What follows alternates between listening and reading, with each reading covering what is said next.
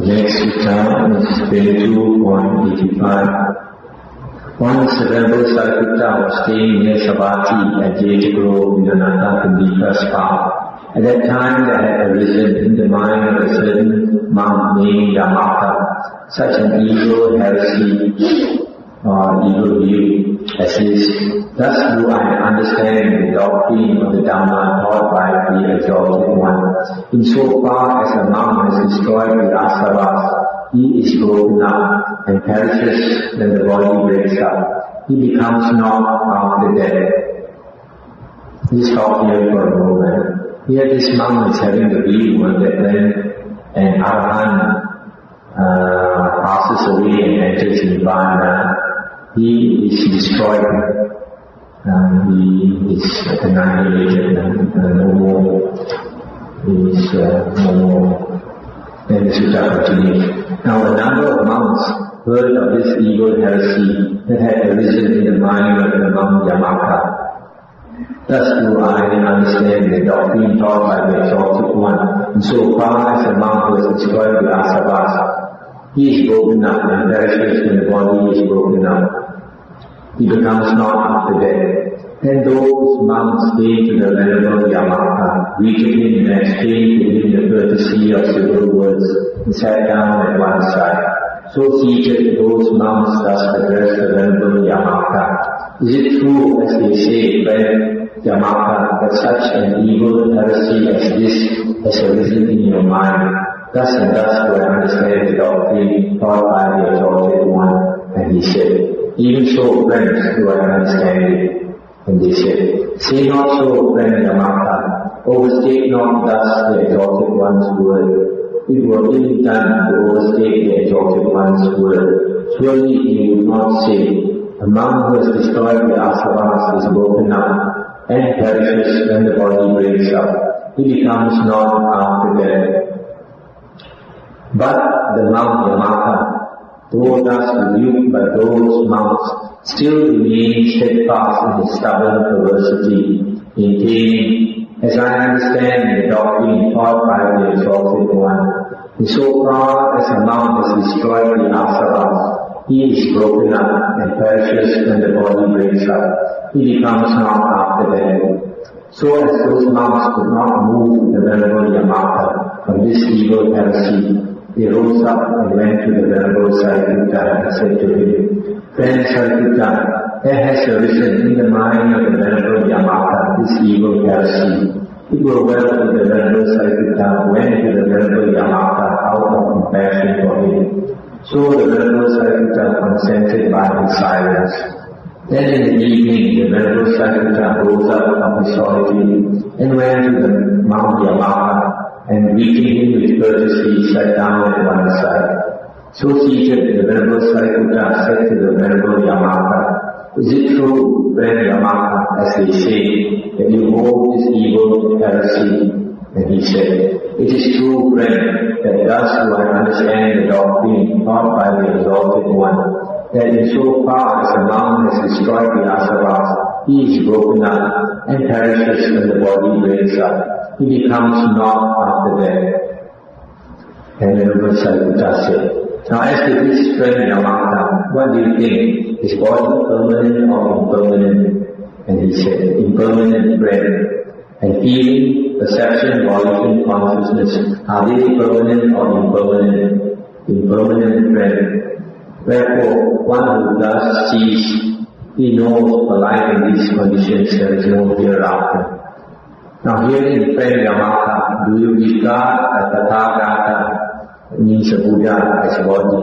And he replied, surely not, friend. And Venerable Sariputta asked him, do you regard a Tathagata as either feeling or as perception or as volition or as consciousness? And he said, surely not, friend. Again Venerable Sariputta asked, now what do you think, friend? Is a Tathagata in the body? And he said, surely not, friend. Do you regard the Tathagata as distinct from body? And he said, surely not, friend. You regard him as feeling or as distinct from feeling, in perception or as distinct from perception, in volition or as distinct from volition. You regard the Tathagata as in consciousness or as distinct from consciousness. And he said, as none of these, friend.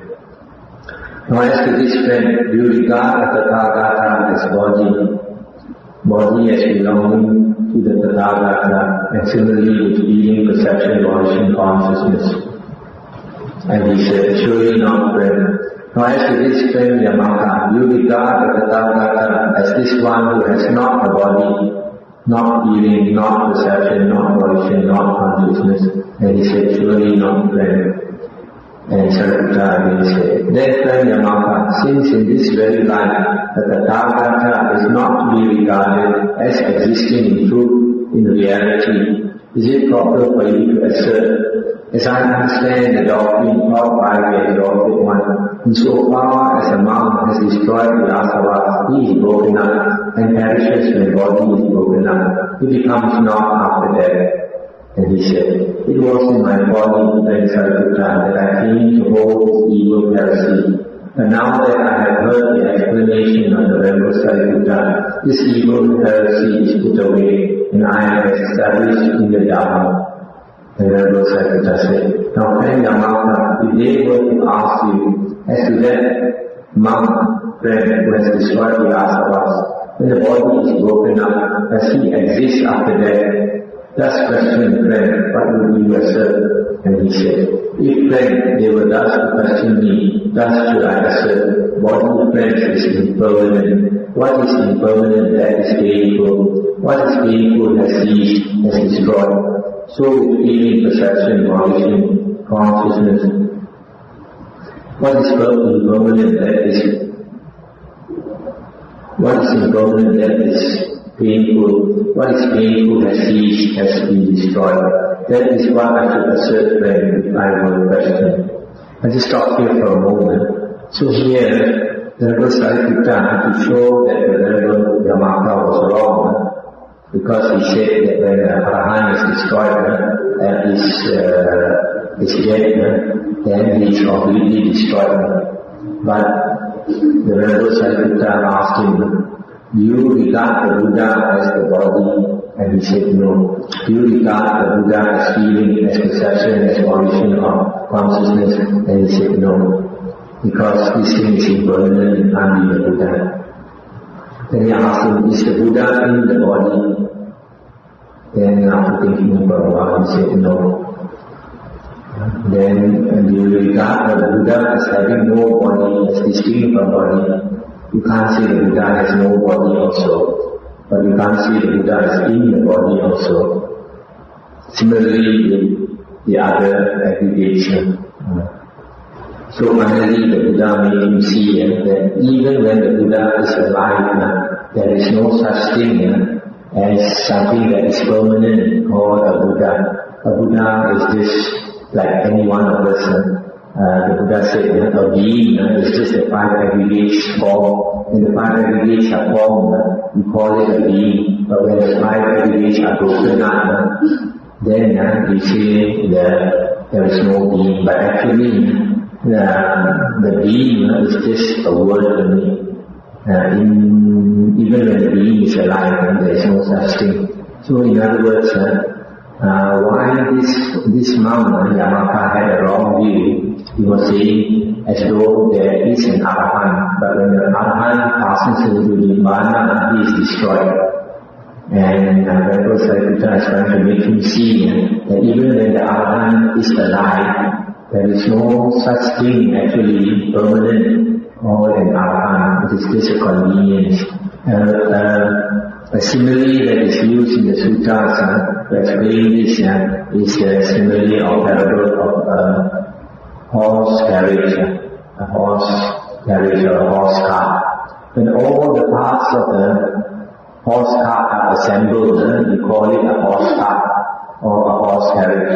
But if you take the parts of the horse apart, the carriage apart, you put the wheels and you take out the wheels and put it on the ground. and you take the walls of the carriage and you put it on the ground, you take the window and you put it on the ground. Every part of the horse carriage, you open it up and put it on the ground. And then you can see there is no such thing as a carriage.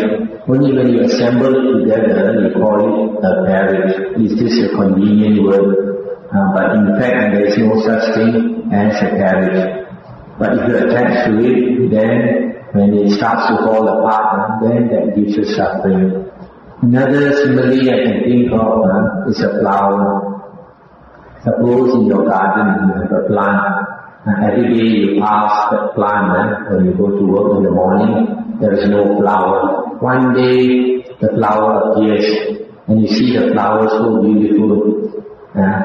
But when you come back in the evening or maybe 1 or 2 days later, that flower would have withered by you. So when it withers, then after that it disappears.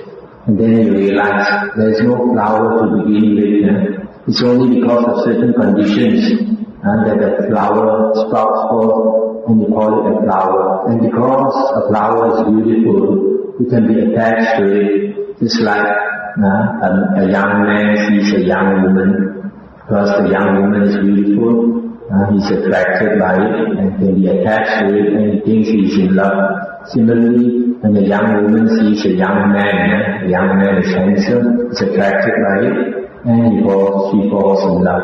So with the flower, you see, originally there was no flower. So where did that flower come from? It came from the nutriments in the ground.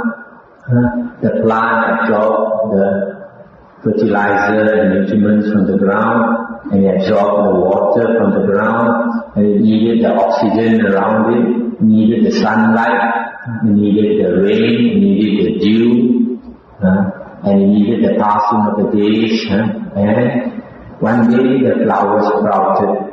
But actually, all these things made up the flower, but you only call it a flower because at that moment it looked like a flower, you call it a flower. But when it withers, then you realize there's no such thing as a flower. So all things in the world are just like that. When conditions bring it together, it comes in a certain form.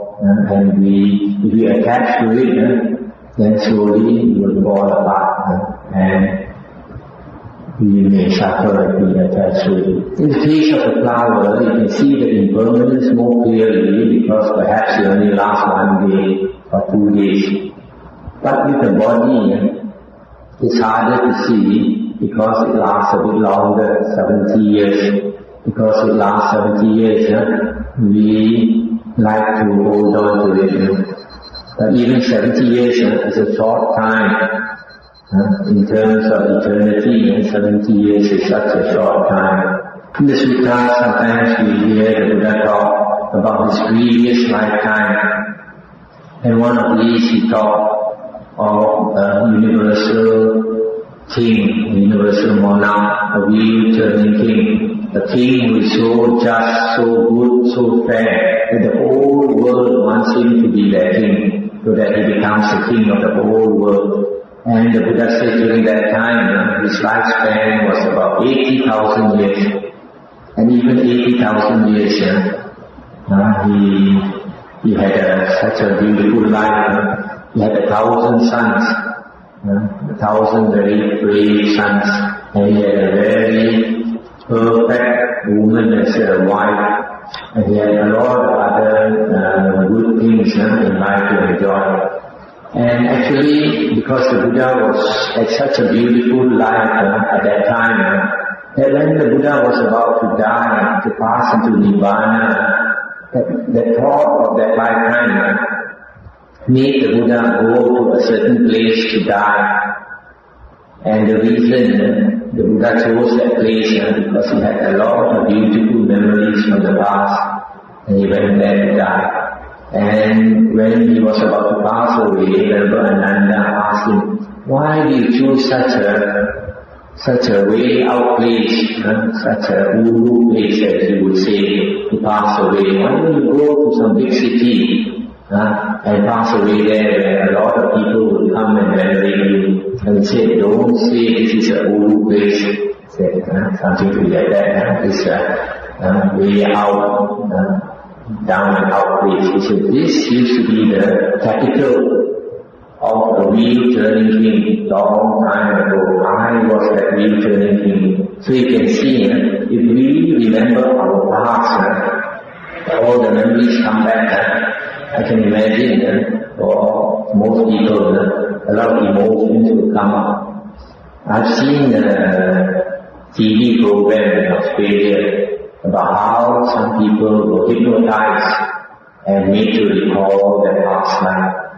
And of course, in the state of hypnotism, they spoke all these things about their past life, but after they woke, they were woken up, they don't remember what they said. So there was this lady in Australia, she was just an ordinary housewife, but she recalled being an aristocratic family in France. In those days, she had a beautiful life, living in a palace and all that. And so, she could identify exactly where the place was. And they made some research and they found from the church records and all that there was such a person, maybe 200 years ago or something like that. And they brought her back to that old town where she was formerly. And when they brought her back, when she began to recognize that town where she was born about 200 years ago, she became very emotionally moved and she started to just break down and cry, and she just couldn't understand why all the memories from the past came back, especially when she went inside that big mansion where she lived before and used to dance with all the young men and all that at that time, had such a beautiful life. All these memories will make her break down and cry uncontrollably. That's why they have also done a lot of research on small kids who remember their past life. Sometimes small kids, 5 or 6 years old, they keep on insisting that they actually don't belong to this family, they come from another village and all that. And when they bring the small kid back to that village, then that kid can remember all the things in their past life. But after that, that kid becomes very depressed because of all the memory from the past and all the attachments, all the emotions connected to the past are all past and gone, And you can't bring it back, so that person after that becomes very depressed. So in a way, it's better not to remember our past. You start remembering your past, you can become very emotionally disturbed. There was a distraction, now we come back to the sutta. And the Sariputta said, well said, friend Yamaka. Now I will show you a parable to show my meaning. Suppose, friend Yamaka, a house father or his son, a rich man, exceedingly rich and prosperous, with a strong bodyguard. Then suppose some fellow, desirous of his loss at heart, desirous of troubling his serenity, longing to slay him, to kill him, should say to himself, here is this house father or house father's son, a rich man, exceedingly rich and prosperous, but as he has a strong bodyguard, it would not be easy to slay him by force. What if I were to work my way in and so slay him? Therefore, he approaches that house father or house father's son and says, I will enter your service, master. So that house father or house father's son admits him to his service to work for him. And the other, by rising up early and so late, going to rest, becomes a willing servant to him, eager to please and well spoken. Then that house father or house father's son comes to trust him as a friend and confidant, and thus makes a companion of him. Now when this fellow is assured, this house father or house father's son, as it may be, is my boon companion, then catching him in a lonely place, he slays him with a sharp sword. Now as to this friend Yamaka, what do you think? When that fellow went to such and such a house father or house father's son and said to him, I would enter your service, master, to work for you. Was he not even then a murderer? But though he was a murderer, was not his master unaware of this fact? I am a murderer. So also when they entered his service, rose up early and late, went to rest, was a willing servant to him, eager to please and speaking affectionately. Was he not even then a murderer, though his master knew it not? And then Yamaka said, he was, friend. And then Sariputta said, even so, friend, the untaught, ugly person who sees not those who are Aryans, who is unskilled in the Aryan Dhamma, and trained in the Aryan Dhamma, who sees not true men, who is unskilled in the Dhamma of true men, and trained in the Dhamma of true men. Such a one regards body as the self, or body as belonging to the self, or body as being in the self, or the self as being in the body. Likewise, with regard to feeling, perception, volition, and consciousness, he understands not the impermanent body as it really is, that it is impermanent. Of the impermanent feeling, he understands not as it really is, that it is impermanent. Of the impermanent perception, of the impermanent volition, of the impermanent consciousness, he understands not as it really is, that it is impermanent. Of the painful body, he understands not that it is painful, and so also of feeling, perception, volition, and consciousness. Of the not-self body, he understands not as it really is, that it is not self, and so too with feeling, perception, volition, and consciousness. Of the compounded body, he understands not as it really is, that it is a compound, and so of the other factors. Of the murderous body, he understands not as it really is, that it is murderous, and so too of the other factors. He approaches the body, he is hold of it, and is assured, it is my self. He approaches feeling, approaches perception, volition, consciousness, lays hold of it, and is assured, it is my self. Thus the five aggregates of attachment are approached and laid hold of by him, and they turn to his loss and suffering for many a long day. But the well-taught Aryan disciple who sees those who are Aryans, who is skilled in the Aryan Dhamma, who is trained in the Aryan Dhamma, who sees those who are true men, who is skilled in the doctrine of the true men, who is trained in the doctrine of the true men.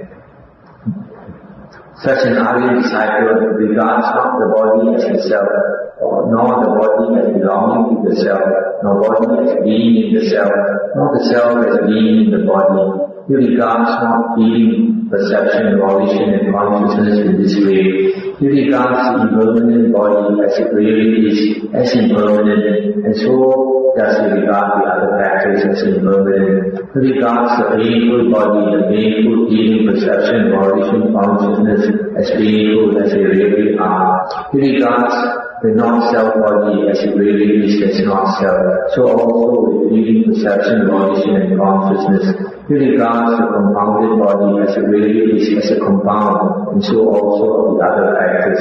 He regards the murderous body as it really is, as murderous. So also does he regard the other factors as murderous. He approaches not the body, lays not hold of the body, is not assured, I have a self. He approaches not feeling, perception, and the other factors, lays not hold of them, is not assured, I have a self. Thus the five groups based on grasping are not approached, not laid hold of by him, and so they turn to his bliss and pleasure for many a long day.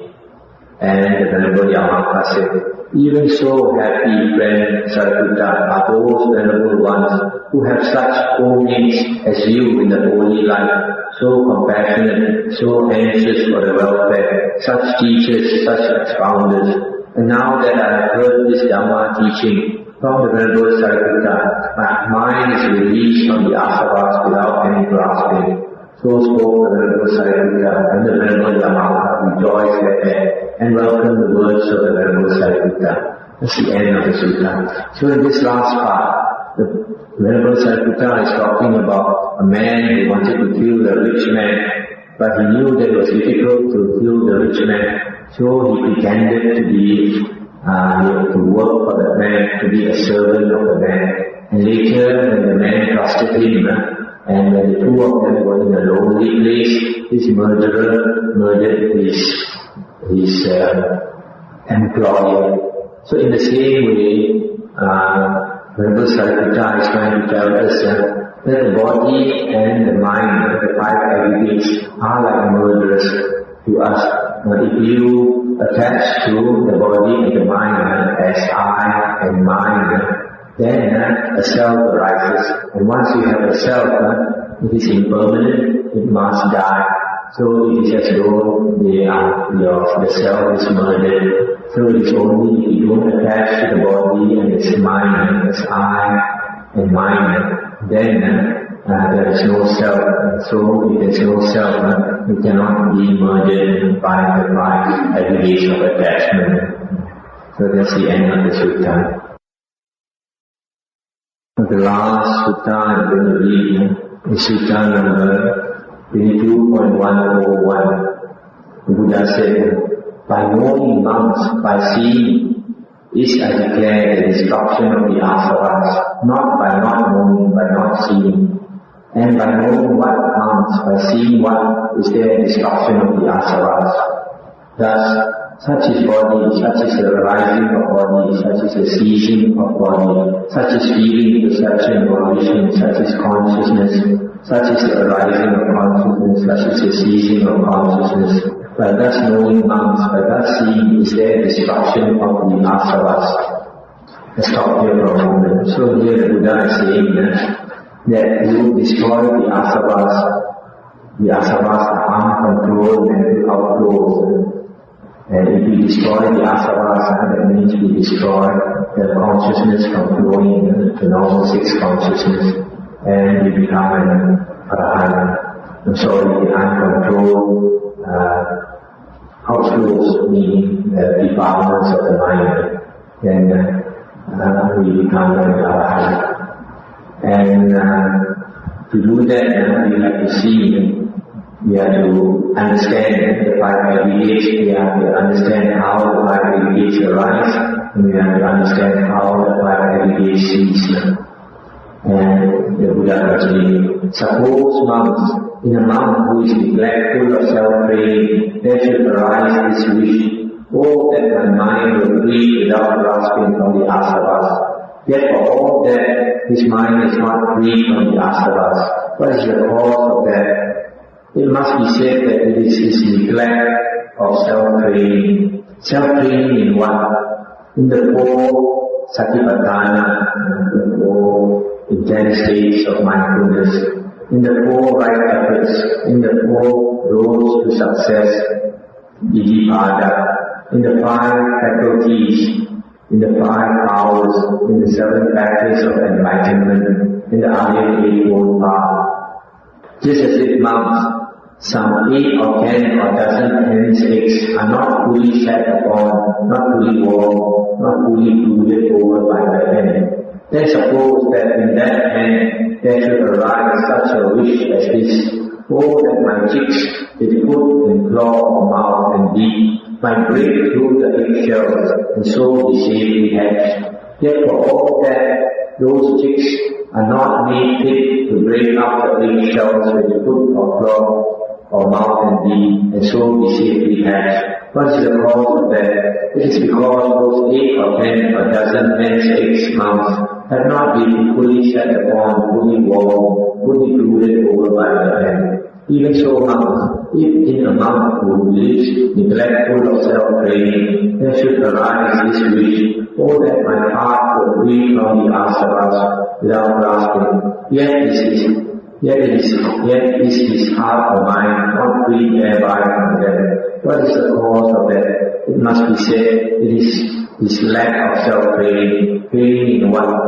in the 4 intense states of mindfulness, the 4 right efforts, the 4 roads to success, the 5 faculties, 5 powers, 7 factors of enlightenment, and the Aggregates path. Stop here for a moment to comment. So the Buddha is saying, if a monk makes a wish to be enlightened, but he does not cultivate the 37 Bodhisattva Dhammas and the 37 requisites for enlightenment, namely the 4 intense states of mindfulness, the 4 right efforts, 4 roads to success, 5 faculties, 5 powers, 7 factors of enlightenment, and Aggregates path, then it is just like the hen.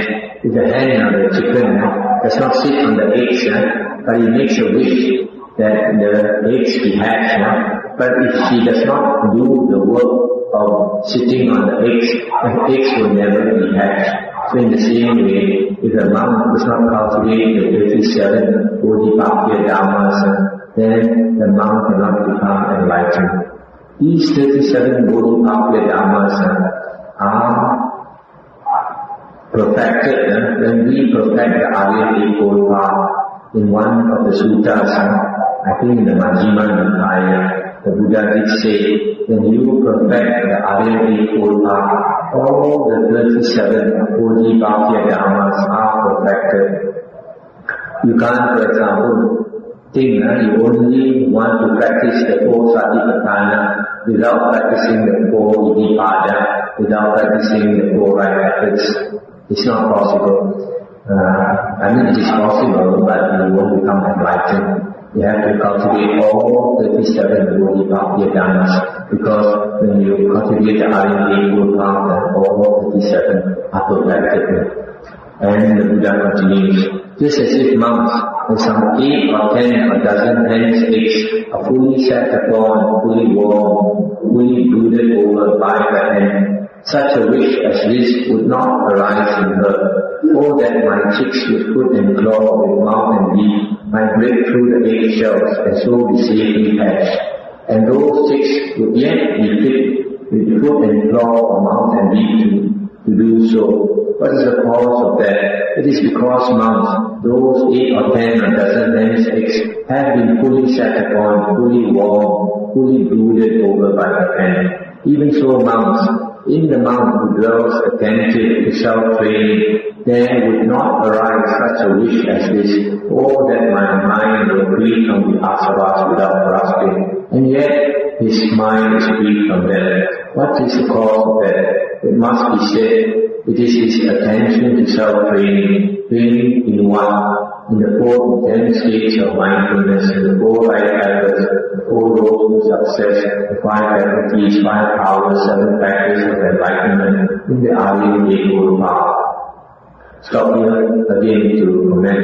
Here the Buddha is saying that if a monk practices the 37 Bodhisattva Dhammas, he does not need to make a wish to become enlightened. He will automatically become enlightened. And the Buddha continues, just as if monks, when a carpenter or a carpenter's apprentice looks upon his axe handle and sees thereon his thumb mark and his finger marks, he does not know thereby, thus and thus much of my axe handle has been worn away today, thus much yesterday, thus much at other times.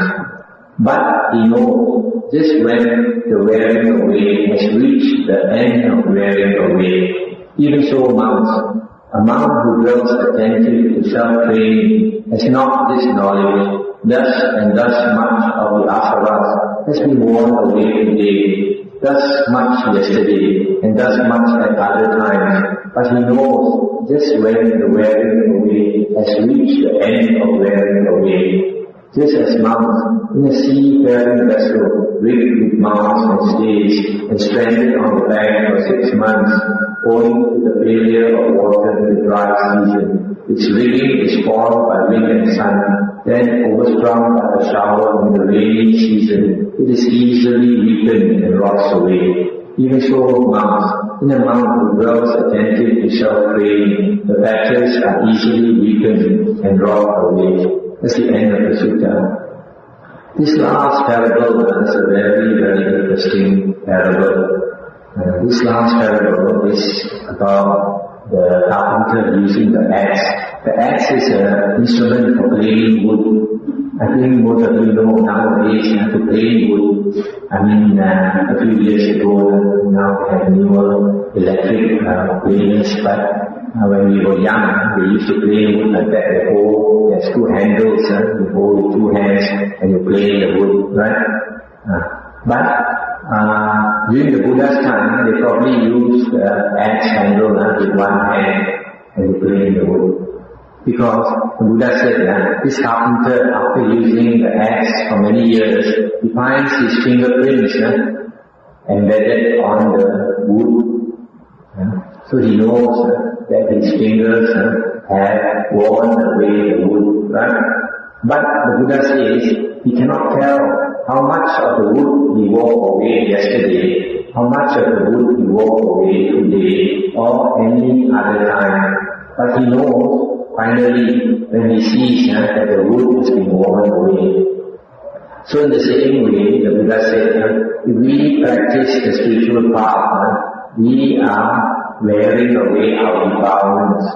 But the Buddha said, you cannot tell exactly how much of the defilements you wore away today, yesterday, or any other time. Now this is a very interesting parable. It's only, the Buddha says, when you finish the work, that you have become an arahant, then you know definitely that you have finished the wearing away of the defilements. So in other words, from this sutta, it will appear that when a person is a sotapanna, or sakadagami, or anagami, he may not be very sure that he has worn away so much and so much of the defilements, and so he's a sotapanna, or sakadagami, or anagami. Only when he's arahant, he's sure. So in this case, we should not worry so much as we practice the spiritual path. The important thing is to do the work. As long as we do the work, and if we reach a point where we have unshakable faith in the Buddha, Dhamma and Sangha, then that should give us a lot of confidence, because an Arya has unshakable faith in the Buddha, Dhamma and Sangha. And of course, the precepts are quite pure. So, it is not as though you go and struggle very hard, as they say, for 1 week or 2 weeks, and you hope to become Arya, Sotapanna. It's not like that. The Buddha said in another sutta that the ocean slopes very gently. If you walk towards the sea, the ocean slopes very gently. It does not suddenly become deep. It slopes very, very gently. So in the same way, our progress on the spiritual path also is a very slow progress. And it's not easy to see your progress. It's just like seeing your son growing up. Every day you see your son. It's hard to see how much the son has grown up. After several years the son has grown up, then you realize, this fellow is a big fellow now. So in the same way, when we practice the spiritual path day by day, it's difficult to see our progress. But if somebody has not seen us for a few years, and then that person meets us and we have made progress in the spiritual path, that person will notice it. But if you are observant, you can also know of your progress over the years. For example, you may become more humble instead of arrogant, your attachments become less, and your anger becomes less, because anger has to do with attachment. Anger arises because you don't get, things don't work out the way you want it to work out, so you become frustrated and get angry. But if you let go of attachments, our temper, anger will reduce, our ego reduces, and that is a good sign. If a person practices and the temper is still the same or even increased, and the ego is still the same or has increased, definitely that person is on the wrong path. is on the wrong path. If you are practicing on the right path, your ego must come down, your temper must come down. So I think I'll stop here for tonight, and I hope you have questions or comments.